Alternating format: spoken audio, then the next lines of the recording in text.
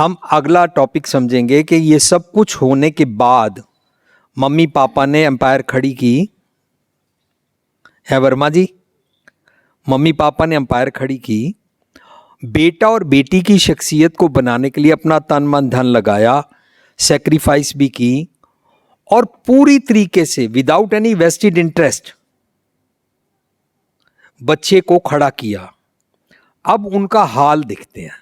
हाँ जी, क्विक। ਹੁਣ ਜੇਕਰ ਇਸ ਪੱਖ ਨੂੰ ਵਿਚਾਰੀਏ ਕਿ ਮਾਤਾ ਪਿਤਾ ਨੇ ਜੋ ਮਿਹਨਤ ਕਰਕੇ ਧੇਲਾ ਜੋੜ ਕੇ ਬੱਚਿਆਂ ਦੀ ਪੜ੍ਹਾਈ ਜ਼ਮੀਨ ਜਾਇਦਾਦ ਬਣਾਈ, ਉਸ ਦਾ ਸਿੱਟਾ ਕੀ ਨਿਕਲਿਆ। हाँ, ये सिट्टा तो अब हमने समाज से पूछना है, अपने आप से पूछना है कि ये हुआ क्या। उन्होंने तो सिंसियरली ये सब कुछ किया था, पर ये क्या कॉन्सिक्वेंसेस क्या बन गए, रेप्रिकेशंस क्या हो गई, रिजल्ट क्या निकला। अब हम इसके बारे में डिस्कस करेंगे। हाँ जी, मापिया दे हाल, स्लाइड नंबर 12। ਅਸੀਂ ਪੁੱਤਰਾਂ ਪ੍ਰਤੀ ਵਾਧੂ ਝੁਕਾਵ ਦੇ ਬਿਰਤੀ ਨੂੰ ਅਪਣਾਇਆ। हमारे समाज में हजारों सालों से बेटे को पहल दी जाती है। बेटा ही मम्मी पापा की डेड बॉडी को आग लगा सकता है, बेटा ही जायदाद का मालिक बनता है। बेटे के लिए ही धार्मिक स्थान पर बताया जा रहा है, ये वाला पाठ कर लो, ये वाला शब्द पढ़ लो, तुमको पुत्र मिलेगा। जो आज के समाज में मम्मी पापा की दुर्गति हो रही है, हमारा टॉपिक उसके बारे में है। उसका काफी हद तक इस पॉइंट के ऊपर दारमदार है। जो फीमेल फीटेसाइड होती है उसका कारण भी यही है, क्योंकि हमने बेटे को और वंश को पहल दी। हमने अपने समाज में पुत्र पुत्र पुत्र पुत्र लगाया। हमने अपने समाज में, हमारी घर बहू आई, उसको बोला जब तक तू पुत्र नहीं पैदा करेगी हमारा वंश नहीं चलेगा। हम काफ़ी हद तक हजारों सालों से ऐसा समाज बनाने में कामयाब नहीं हो रहे हैं, अपने लिए कांटे बोते जा रहे हैं जी।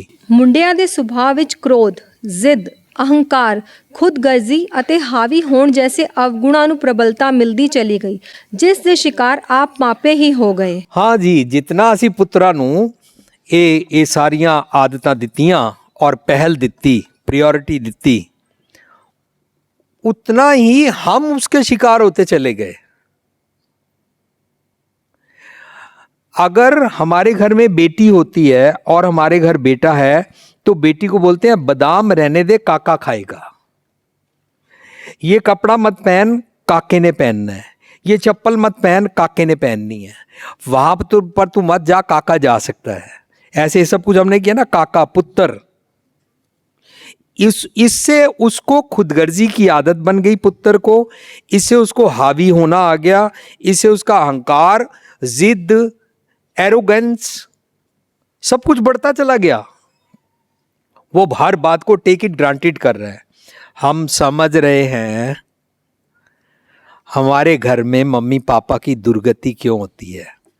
हम ये भी समझ रहे हैं कि जिनके घर में दुर्गति नहीं है, जिनके घर में पुत्र या बहू के कारण दुर्गति नहीं है, ये टॉपिक उनके लिए नहीं है, पर ये टॉपिक उनको झंझोड़ने के लिए है कि तुम समाज के लिए फिर क्या कर रहे हो। अगर तुहाडा घर सुखी है, तुहाडी नूं तंग नहीं करदी, तुहाडा पुत्र बड़ा तुहानू अखां ते रखदा है, फिर तुसी समाज वास्ते की कर रहे हो।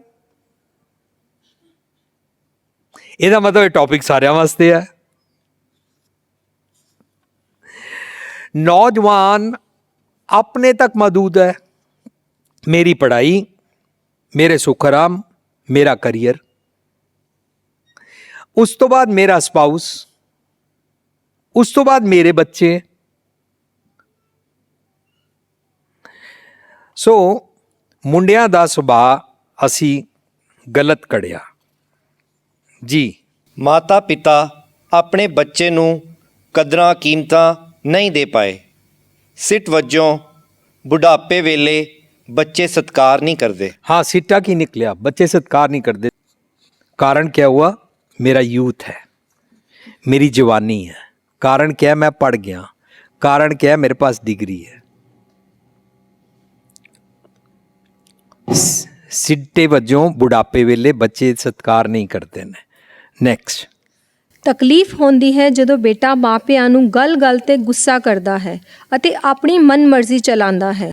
ਹਾਂਜੀ, पुराना सारा वैर कटदा है। तुम मेरे को बात बात पे गुस्सा करते थे, लेकिन वो जब गुस्सा करते थे तेरे भले के लिए करते थे। ये गुस्सा करता है अपने वेस्टेड इंटरेस्ट के लिए।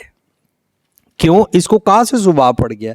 इसको किसने हक दिया है कि तू अपने मम्मी पापा के साथ ऐसे टिकट ग्रांटेड करके ऊंचा बोल सकता है और क्रोध से बोल सकता है?